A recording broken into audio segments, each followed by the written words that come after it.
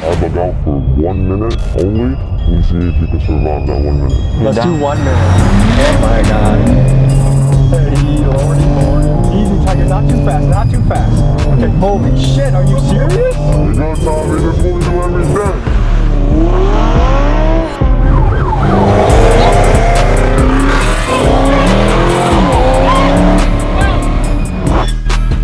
It's a dangerous trend known as throughway swimming. It's when cars drive recklessly on highways, causing near misses or weaving through lanes.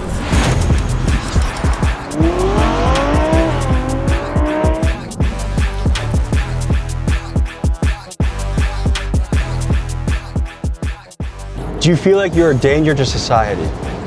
No.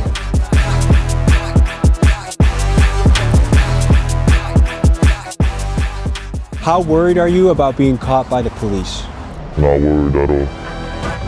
My name is AJ and I strike car splitters. We basically just got chased by undercovers right now. Just now? Yeah, like 30 minutes ago. I'm a crazy driver and do not try to replicate what I do. It's dangerous, it could cause injury or death. Follow the street laws.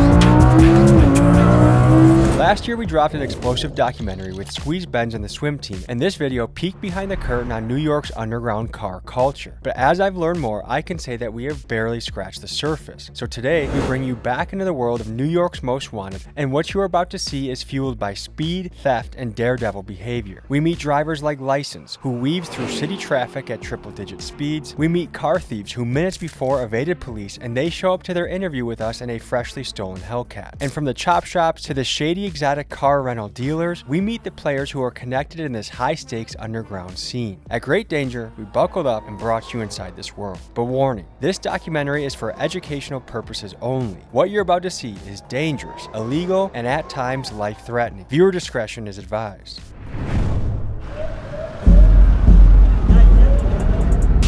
Alright guys, just got to LaGuardia, New York. We're diving back into the world of the most wanted drivers. And you might be asking, why are you doing this video again?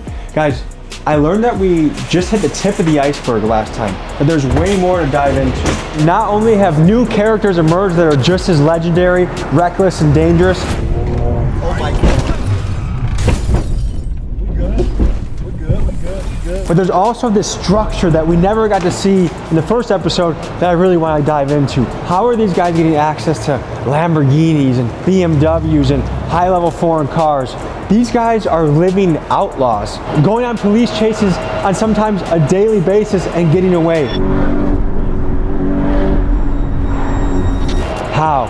So we're gonna get into that and much, much more. Folks, this is the return of New York's most wanted drivers. Let's get into it. MBox, a New York man and rapper, said to sit tight that he was gonna pull up with a posse and pick us up from the airport. Here's what happened next. Never been picked up at the airport like this before, not sure exactly what to expect, but they said they got something really special for us. So it feels like some Batman shit. This just feels like a place where anything can go down. Prada did it. Holy shit. BMW, Porsche, Lamborghini. We got BMW here. We got another BMW here. And a BMW there. These boys came ready to rumble. Pull over, take the tracker out the whip. Range Rover Sport, I'm on the Jackie doing tricks. What's the next bar? I can't even remember it. Keep swimming, got the paddles in the ship. I'ma keep rapping, but I dabble with the skits. MBox is kind of the face of the striker music, the striker culture. If you don't know what a striker is, what can you tell them, MBox? Well, a striker's a stolen car, a hottie, whatever you want to call it.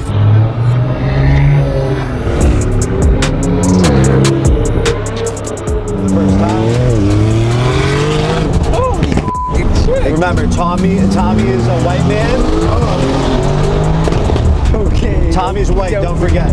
You should know that your music is made at a lot of places, but my friend Felix, who's currently probably in the West Coast stealing cars, is listening to your music a lot. That's great to hear. A man from Queens is accused of committing several traffic violations in Newark. It happened along Market and Broad Streets back on April 11th.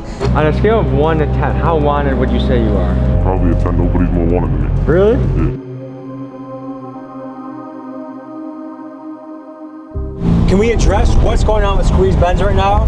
We were going crazy. Everything was, everything was going swell. Had a lot of crazy collabs. Obviously, we did the video with Tommy, and that blew the f up. That drew a lot of unwanted attention on us. We basically had to kind of shut the operation down for a few months. He's laying low right now, not really kind of taking a step back from everything, and he's not really going to be involved in cutting up or driving anymore, just because we can't really let anything happen. We got to be safe. It seemed no one could give us a straight answer about Squeeze Benz. Many on the internet claim he's locked up somewhere on the East Coast. Others, including his team, say he's just laying low, waiting for the heat around him to die down. But either way, there has been no sign of him in months, which only fuels further speculation.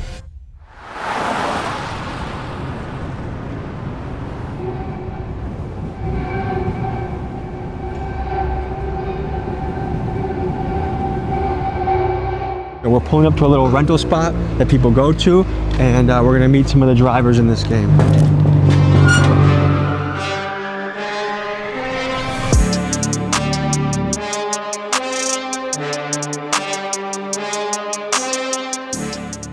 Tell people who you are and what you do. I'm licensed. I love to drive.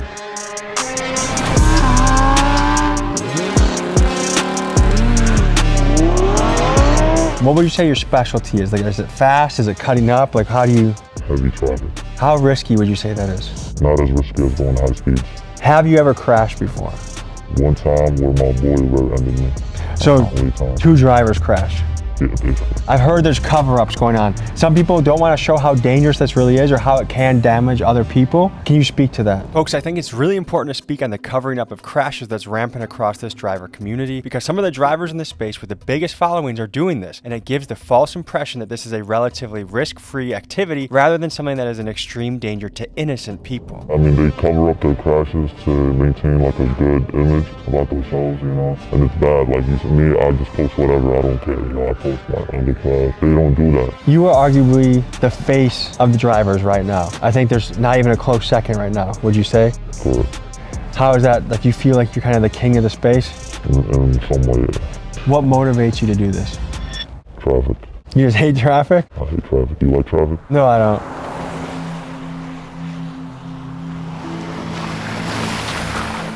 How worried are you about being caught by the police? Not worried at all. Do you think they have their eye on you? I'm pretty sure they do, but whatever happens, happens. I don't think I'll ever get caught, and if I do, it is what it is. Is there an amount of jail time that would scare you away from doing this? Lifetime. How are you getting access to all these kind of crazy cars?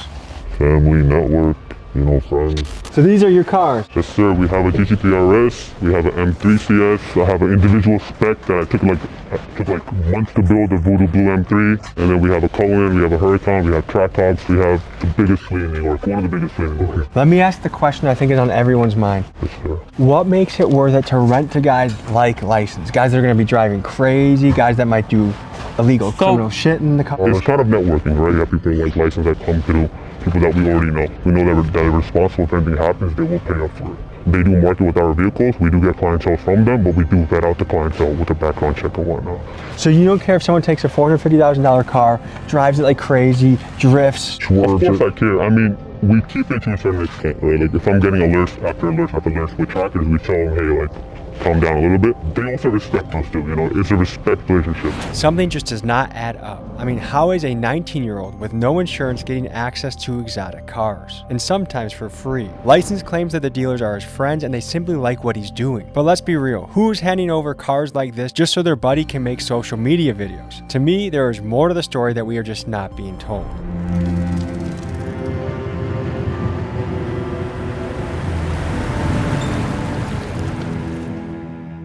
We begin this next day by meeting License at a historical landmark for the New York drivers. Legend has it this is the spot Squeeze Benz and License grew up meeting at before they drove around like maniacs. Okay. What's up, brother? So you had us meet you at a Home Depot of all places. This is where it all started, right here. This is important to your journey. Yes. Tell me about it. Basically, the first ever death run we ever did, the most popular one was Squeeze, and the very, very beginning.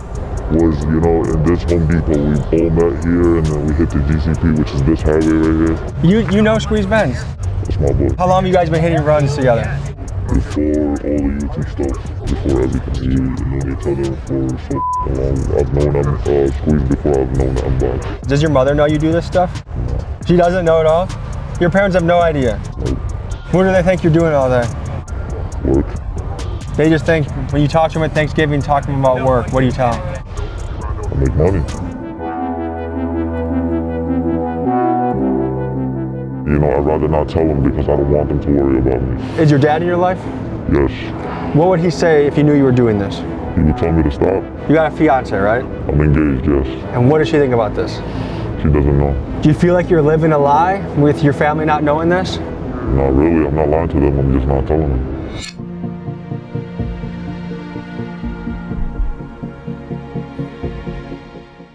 This style of high-speed, reckless driving has been gaining popularity amongst New York's younger generations. I wanted to know from the people living here how they felt about it and how it impacted their life. So I sent my guy Keegan to the streets of New York to hear people's opinions. I think that's not safe. They gotta chill. Why are you risking people's lives? I mean, if you're good, you're good. If you're not, you're not. Don't hit me if you're in front of me. It's reckless, bro. Kids this generation are easily influenced by the things around them, especially on the social media apps that we have. What do you think drives like young men specifically to drive crazy like that? Low testosterone. Really, I just think it's an ego thing and wanted to be a little more manly. If you could speak directly to these guys, what would you say to them? Slow down. It's not worth it, bro. You're gonna end up in jail. I'm dead ass. What do you think the people of New York think about you? Some hate me, some don't hate me.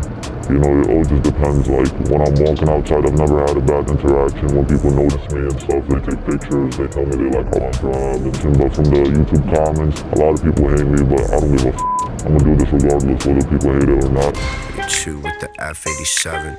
Table for 2, my carbone in my section. 1 separate head with my radar detection. How wanted would you say you are by NYPD? I'm like the most wanted right now. I've had an incident actually not too long ago where I was walking inside of a gas station and 2 cops was like right there eyeing me and they started like following me around. You were wearing the shirt? Yes, I was wearing the shirt and I was wearing my Crocs. They started chasing me and I noticed it. I straight booked it into my car. They like moved down there right behind me. I think they noticed me, like they recognized who I was. The argument on their side, I think they would say like, look, this is a guy a lot of young men follow and look up to. If we let him run the streets, then there's gonna be 50 more, 100 more, many more people that take your place and try and do the same thing. What do you think about your impact and influence on this world? I do have a heavy impact. I do influence a lot of people and stuff, but I always tell people not to do what I do because not everybody got the will. And, you know, I've seen a lot of crashes that, you know, people get into and stuff, and it's really not, you know, it's not cool. Just because it looks easy and shit, it doesn't mean it's easy, you know, anything can happen. I'm gonna get in the car with you, but you promise to be careful with me? I got you. You got me? You trust me? Yeah, I trust you. All right, we're gonna hop in. We're gonna make a mission to the airport, and we'll see you guys on the road. Before we show you one of the craziest parts of the video, first a quick message from our sponsor. Folks, it's crazy that there are people out there driving like this, but you know what also is crazy? That there are data brokers out there that have your home address, social security, phone number, and email, and they are selling it to companies that then market to you and bombard you with ads. That's where the sponsor of today's video comes in, Incogni. Thanks to sponsors like this, we're able to continue the mission and travel around the country diving into stories. From protecting your home address to reducing spam texts and emails, Incogni removes your personal information from the web. They contact data brokers directly to request removal, they monitor for breaches, and they keep scrubbing your data over time. They also have a custom removal feature where if you see your information on a site, you give them the link, and then they have their experts go in there and remove your information from that site. So take back your personal data with Incogni. You create an account, you give Incogni approval to get to work, and you watch your digital footprint start to disappear. Incogni is giving viewers of this video a special discount. If you use code TommyG, you get 60% off their annual plan. Protect yourself on the internet, take action, use Incogni. Link is in the description. Click, in only a couple minutes, you get your journey started. And now, folks, back to the drivers.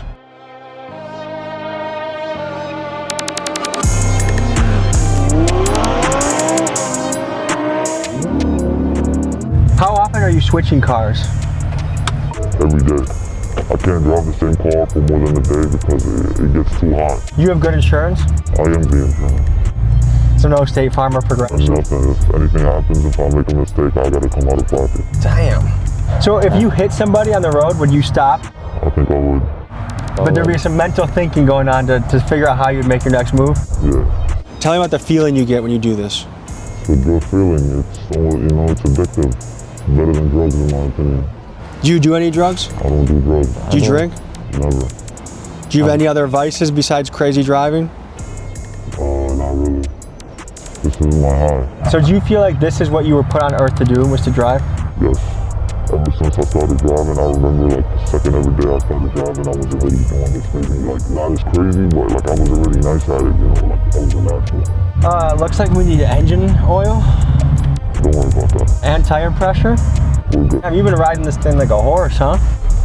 Hey man, if I don't ride it like this, the next man will. How much do you think this car costs? This one specifically is about like 100 and some change.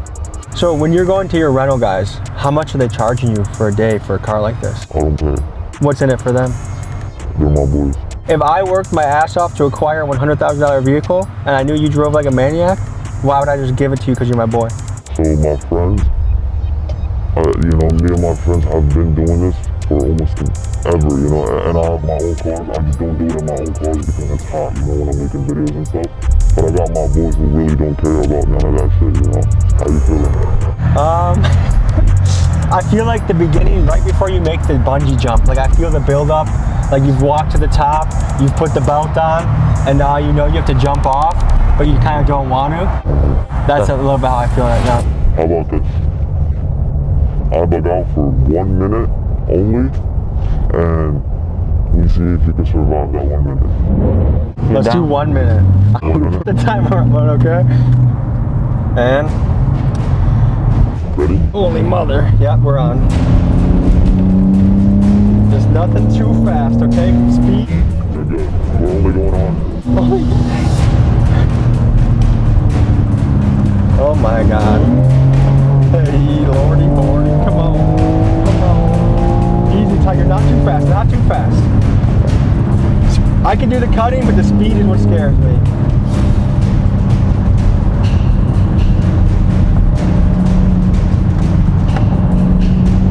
Oh Lord, that was a close call.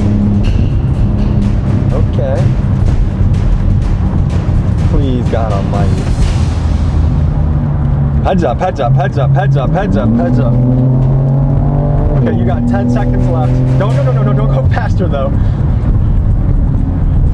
Please, dude. Holy shit, are you serious? Okay, good, time. Good, cut. I'm sweating, dude. Oh Lord, that was exciting. Because I didn't even let Squeeze Benz go that far. Like there were so many times where I thought, that was gonna be it. What's the fastest you ever gone in a car? I hit 195 before. I've never, my dream is to always do 200, but I haven't had the right car to do it in. Do you ever feel guilty doing this? Like, hey, I'm doing something that puts other people at great risk. If I've ever scraped someone's car, tapped his mirror, or even crashed him, I feel like I would feel guilty, but I've never felt guilty doing it.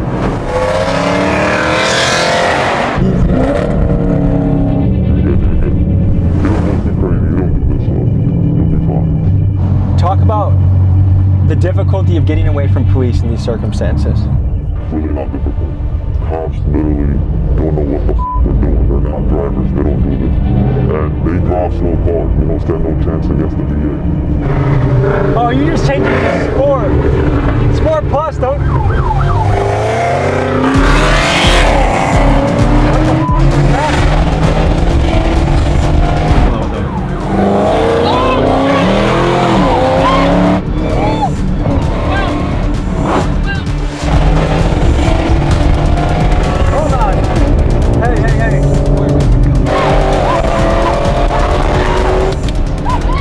License.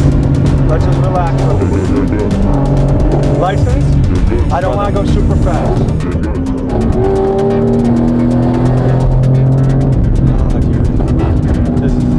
How often would you say you go on a high-speed chase? Every day. Every day? Every day. Is that an exaggeration at all? No. Have you had close calls? I've had close calls, yes. Have you been chased by a helicopter? One time.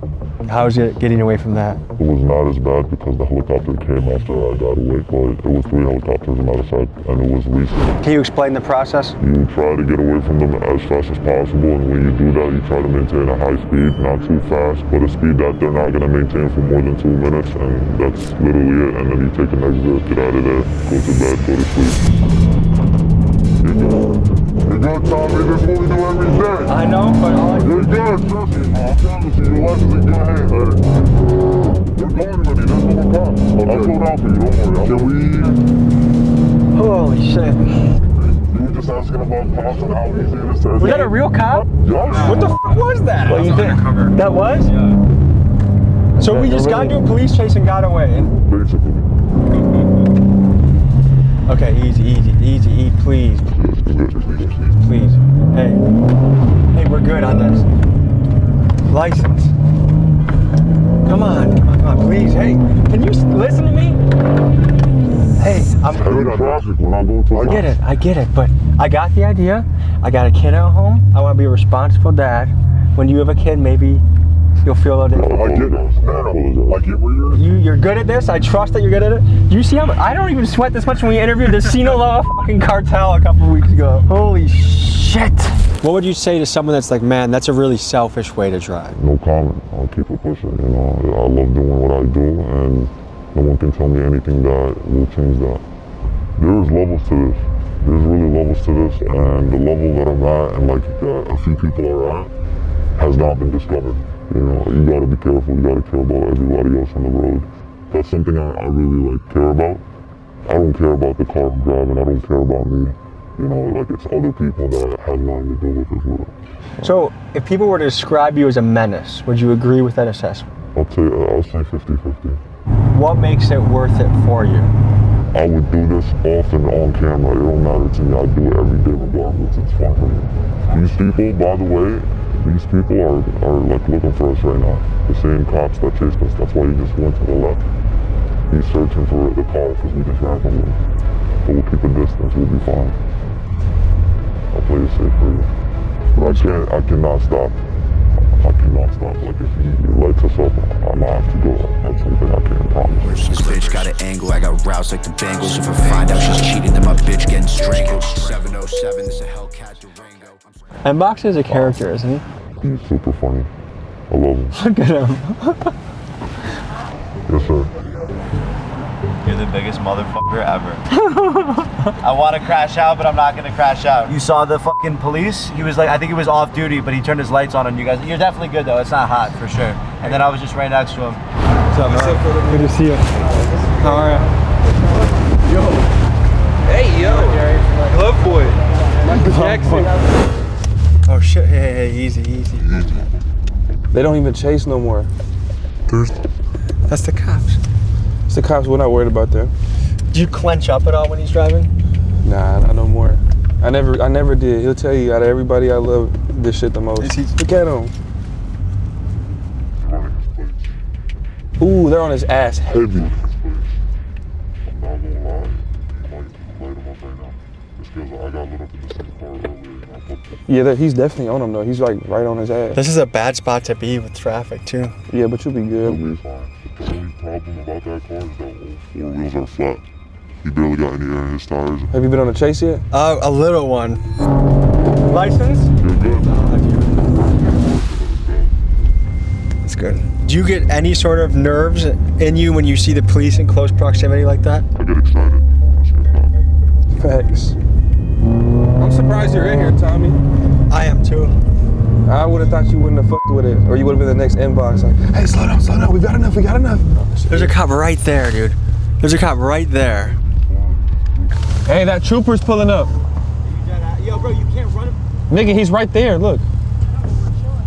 Yo, bro, you are not, I have my real plates on. Just relax, and look at your body language. We don't want to look like we're up to something. Yeah, that trooper's on our ass, though. Ooh, lordy. Just for context for the people back home, there's a state trooper, 9 o'clock. I just landed. I've only been in New York on the soil for about 10 minutes. Already almost 2 potential chases. Let's we go. need to get these plates covered up. Let's go. How do strikers come into play in this business? Oh God. So strikers, I mean, right now we have a jailbreak Hellcat, we have a track hawk. We're in a kind of a networking business where, for example, if someone does take our car and they're clean, but they end up trying to strike it, we have people that are in the group chats that send us pictures. Hey, this is your car. They're trying to strike it. Once everything adds up, we kill the car or we try to get there as soon as possible and we just try to stop it. But you have their information on file. Yes, but some people don't care about information being leaked, but they will still try to strike the car. They'll just report it that, hey, someone came to me, they robbed me of my car. Has anyone tried robbing you before? 100%. And what do you do? We had a G-Wagon that was stolen. That was stolen by another rental company, actually. They tried to swap parts out. We kind of got an alert from the tracker saying that, hey, the device is disconnected, so we got there as fast as we can. And we tried to just get the car back. So you're not scared at all when a guy like License or a Squeeze Benz hits you up for a car? 100%. I'm up all night. I wake up at probably 9 a.m. and I probably go to sleep at 5 a.m. Probably sleep 4 or 5 hours a day. We get alerts on our phone every single second. But it's just part of the business, you know. It's a high risk and high reward business. I'm trying to understand the New York car scene. Tell me how much these scenes overlap. The strikers, the takeovers, the fast drivers, are they all kind of blended together? In a way, yes. We all do the same thing, you know. Me personally, I'm not in the striker world. I don't drive stolen cars, any of that, but I know a lot of people that do.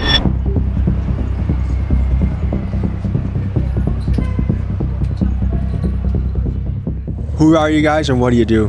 My name is AJ and I strike cars for living. My name is Ace and I do the same thing he do.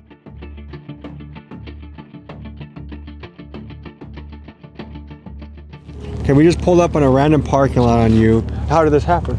We basically just got chased by undercovers right now. Just now? Yeah, like 30 minutes ago.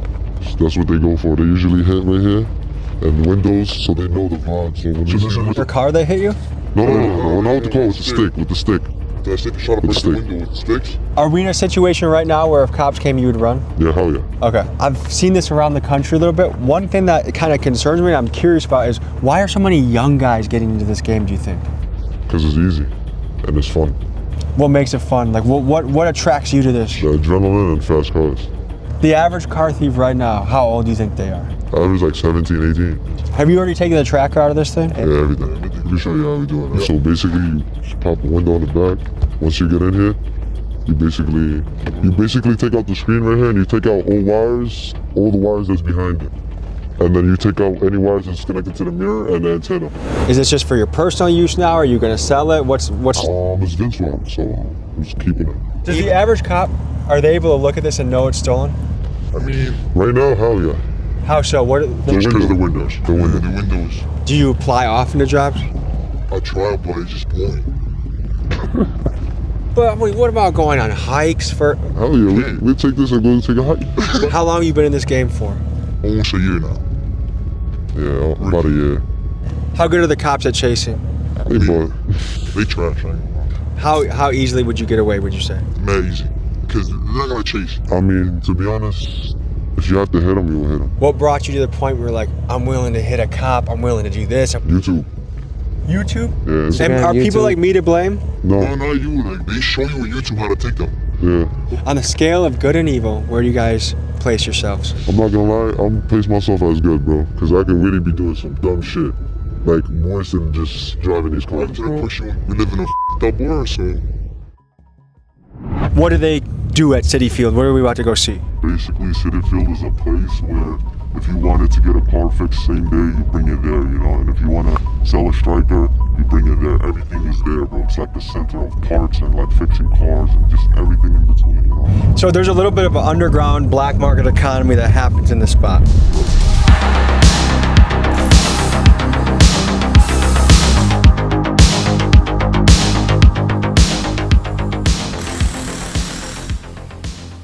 So Mr. MBox, tell us where we are right now. We are in the heart of Striker City, New York.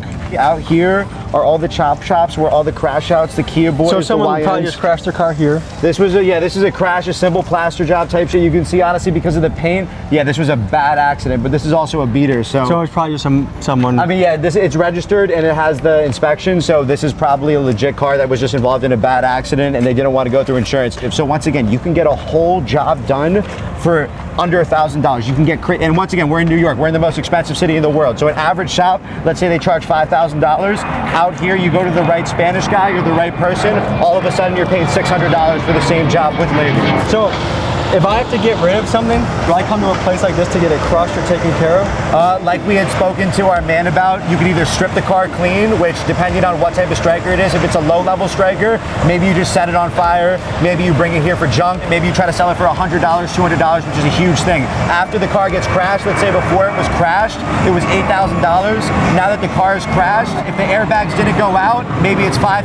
If the airbags went out, you can get that car for $1,000.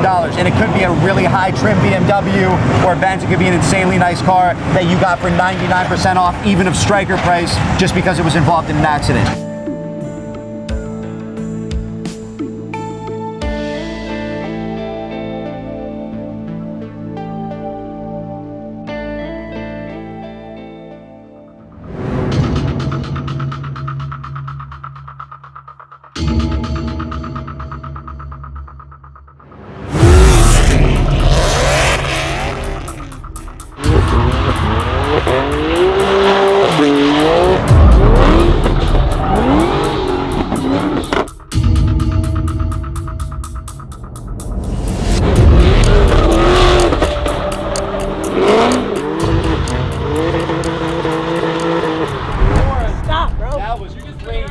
Stop! Stop! That was crazy. Just stop! I never seen some shit like that. Just stop! What? You almost hit that track bar. Where? No, he didn't. Jimmy's I'm the slider of the fucking group, bro. Okay, okay. Let me show you something. So what are we walking up to right now? That's the 2008 G37 Sport Package.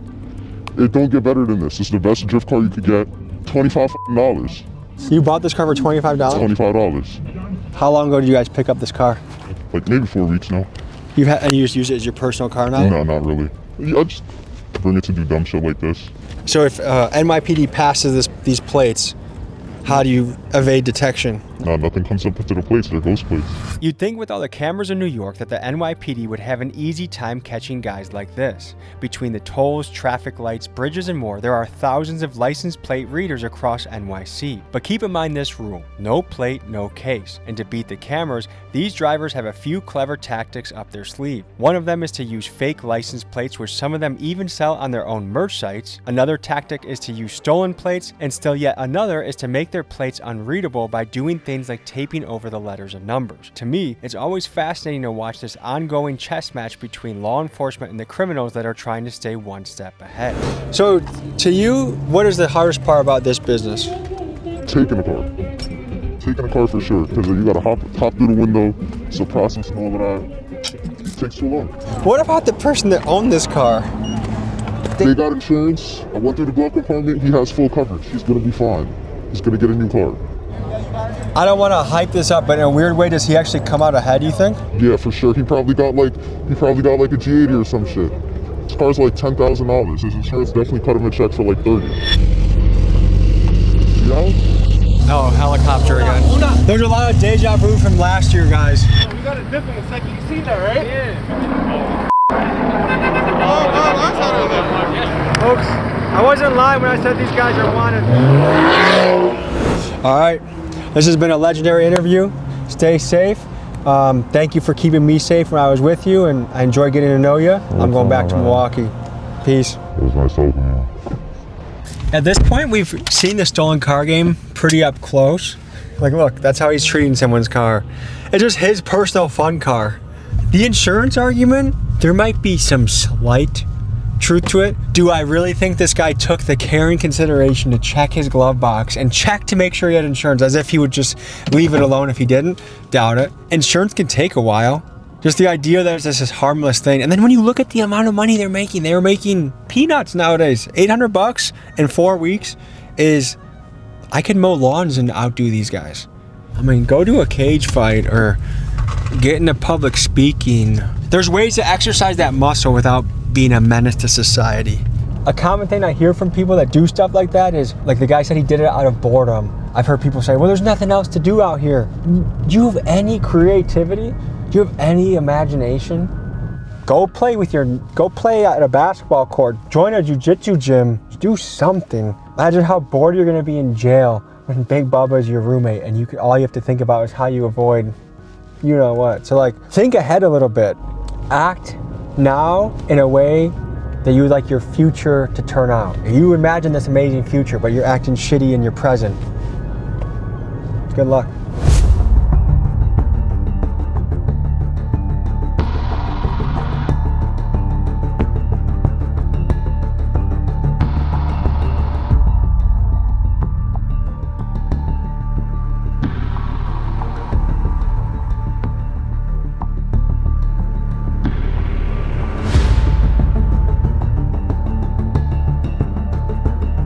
Folks, hope you enjoyed this episode. You want to watch another? Here. You want to subscribe? Over here. See you next week.